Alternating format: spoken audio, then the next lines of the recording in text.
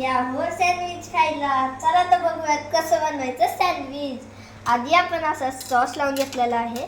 त्यानंतर हे बघा ऑनियन, कांदा, शिमला मिरची, चीज, टमाटा आणि काकडी.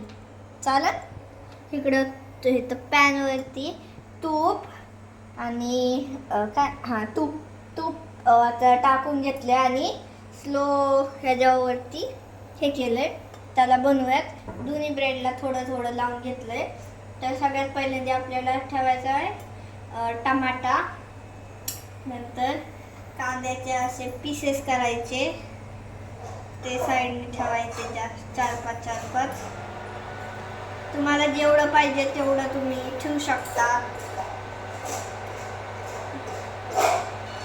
असे कांद्याचे पीस ठेवल्यानंतर शिमला मिरची अशी ठेवायची. त्याच्यावर असं पिझ्झाची टॉपिंग कशी असती तशी टाकायची आहे बघा. पिझ्झाची टॉपिंग टाकल्यानंतर एवढीच टॉपिंग कुकुंबर टाकायची 2.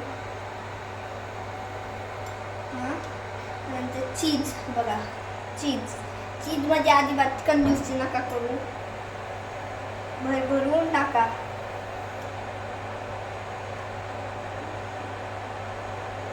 बघा छान आहे ना चीज. वरती तुकडे असतात ना ते खाली टाकायचे, ते बरोबर असे हे होतात. नंतर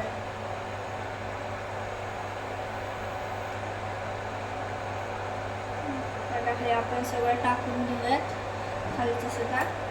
तर हे आता वरती हे ठेवून घेऊयात. असं दाबायचं थोडं. आणि हा पॅन आहे आपला, त्याच्यावरती असं तूप टाकलेलं आहे आधी. हे बघा तूप, त्याच्यावरती हे टाकून घ्यायचं. साईडने थोडंसं असं तूप टाकून घ्यायचं. वरती असं तूप लावून घ्यायचं.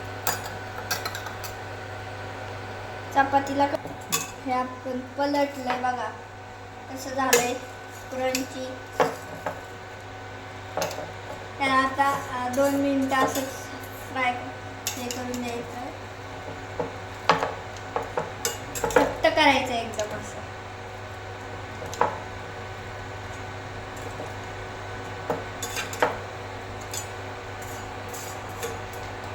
असंच ठेवायचं ते.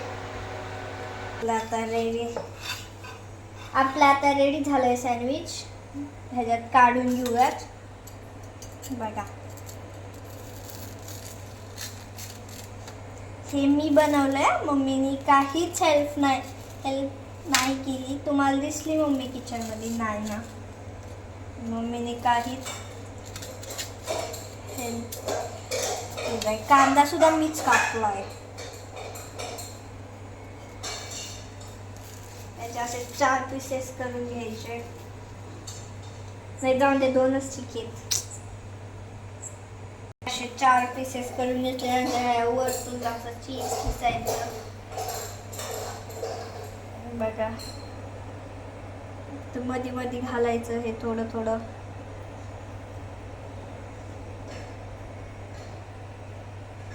बस एवढं छान आतमध्ये टाकलेलं. हे बाहेरचं आणि हे काढून त्याच्यावर टाकायचं आहे.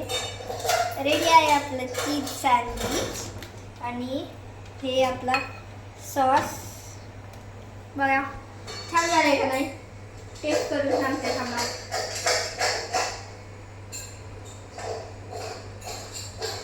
अप्रतिम सँडविच आहे आपलं. धन्यवाद.